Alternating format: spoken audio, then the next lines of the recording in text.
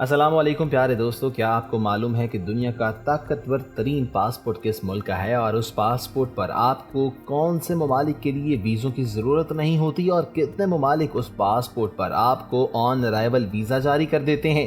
یہ سب آپ کو ہم آج کی ویڈیو میں بتانے والے ہیں، اس لیے اس ویڈیو کو آخر تک ضرور دیکھیے گا۔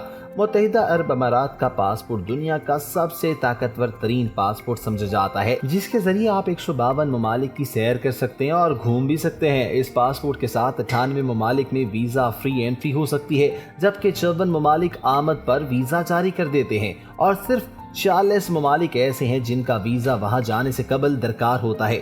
UAE کے خبر رساں ادارے کے مطابق آئرن کیپٹل کی طرف سے جاری کردہ گلوبل پاسپورٹ انڈیکس نے سب سے زیادہ موبیلٹی سکور حاصل کرنے کے لیے اسے عالمی سطح پر پہلے نمبر پر رکھا ہے۔ نیوزی لینڈ کا پاسپورٹ متحدہ عرب امارات کے بعد دوسرا مضبوط ترین پاسپورٹ ہے جو 146 ممالک میں داخلے کی پیشکش کرتا ہے۔ Germany, Finland, Australia, Luxembourg, Spain, Italy, Switzerland, جنوبی کوریا اور آسٹریلیا کے پاسپورٹ ہولڈرز 144 ممالک میں داخل ہو سکتے ہیں۔